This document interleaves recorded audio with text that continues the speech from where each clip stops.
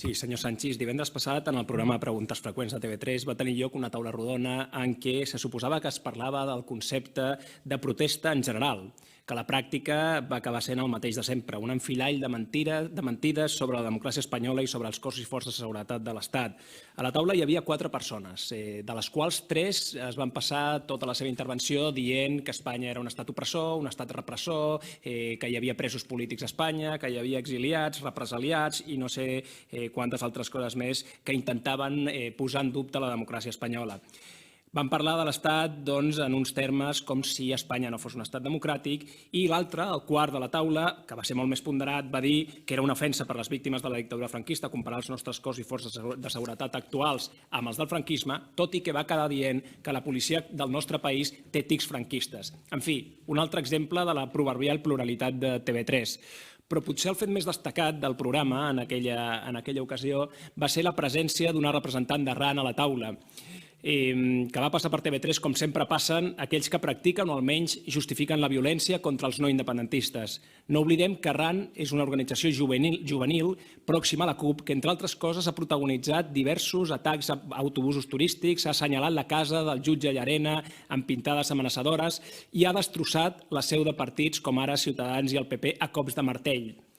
Com a diputat de Ciutadans, però sobretot com a ciutadà català, votant de Ciutadans, que paga religiosament els seus impostos, em sembla inadmissible que s'entrevisti amb guant de seda i presentant-la com una víctima de l'opressió de l'Estat, una representant, una organització antidemocràtica que rebenta cops de martell seus d'altres partits polítics.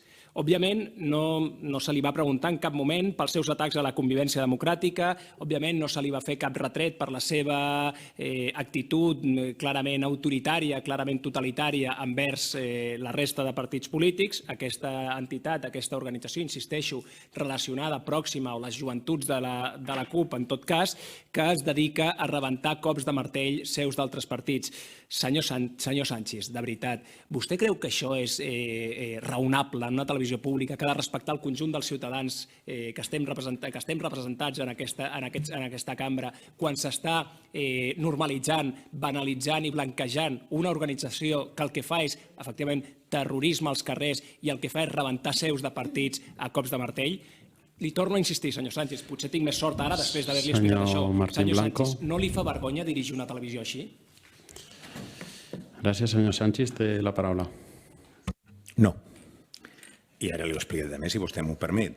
Vostè va veure ahir, és una pregunta retòrica i em perdonarà perquè ara vostè no em pot contestar, com abans jo no el podia interrompre, però vostè va veure ahir l'entrevista que el senyor Ricard Ustrell va fer al senyor expresident Evo Morales, la va veure. Segurament vostè pot pensar moltes coses de l'expresident Evo Morales i segurament també podrien coincidir que totes no seran bones. És a dir, que hi ha hagut clarobscurs en una llarga trajectòria política que al final s'ha vist absolutament tallada de sobte amb una sèrie d'episodis molt polèmics que estaríem bastant temps discutint. I segurament hi haurà gent que pensarà que Evo Morales és un president que ha estat sotmès a un cop d'estat i segurament molta gent considerarà que Evo Morales és una víctima, o millor dit, és més botxí que víctima. I se'l va entrevistar en TV3, sí, ahir a la nit, i no passa res. I segurament vostè podria discrepar de com exerceix la seva presidència Vladimir Putin i també l'entrevistaríem si poguérem. I segurament si poguérem entrevistar a personatges que a vostè li semblen funestos i en això podrien coincidir, els entrevistem en TV3. I aleshores on hi ha el problema? Potser el problema és, com diu vostè, el to i les preguntes que cal fer-li. I aquí li diré, doncs molt bé, vinga vostè a fer les entrevistes perquè diferents professionals de TV3 estan bastant cansats ja que hi hagi polítics que cada vegada que van a entrevistar-los es diguen quines preguntes els han de fer i com han de fer la seva feina. Aleshores, si vostè considera que el to d'aquesta entrevista no és l'adequat, jo en prenc nota, ho parlaré amb la persona que el va fer, però també li diré, no és increïble que algú intenti imposar preguntes, to i manera de fer als altres professionals o als professionals d'aquesta feina quan la fan. Jo tome nota, prenc nota d'això que em diu vostè, però també els dic que, home, al final resulta que sempre dir com s'han de fer les coses a la gent que fa les coses i que més o menys hi ha una opinió generalitzada de que les fan bé és una mica abusiu. Li diré una última. Arran no és una organització terrorista perquè ho diga vostè. En realitat, Arran no és una organització terrorista, perquè segurament, si fos una organització terrorista, no seria legal. I jo li pregunto retòricament una altra vegada a vostè, Arran és legal? Segurament vostè i jo coincidirem en moltes coses respecte a les actuacions i com fan, i com diem el tipus d'activitat pública que tenen i el tipus d'accions públiques que fan. Ara, quan vostè els defineix com una organització terrorista, vostè està faltant a la veritat. En tot cas, està plantejant vostè una opinió personal que em semblaria respectable, però crec que és molt perillosa. Si vostè creu que són una organització terrorista i que no s'haurien d'entrevistar en televisió, presente, com li he dit abans, les denúncies allà on calga i que deixen de ser legals. Mentre ho siguen, no són una organització terrorista. Acabe, president. I vostè hauria d'apamar una miqueta més les seues expressions, també. Gràcies. Per una qüestió d'ordre, demanaríem que el diputat de Ciutadans retirés aquesta afirmació de que RAN és una organització terrorista i si no ho fa entrarem un escrit a la mesa perquè ens sembla totalment inapropiat i inadequat utilitzar aquestes expressions i això, vull dir que en tot cas és qüestió de jutges i no de denúncies aquí.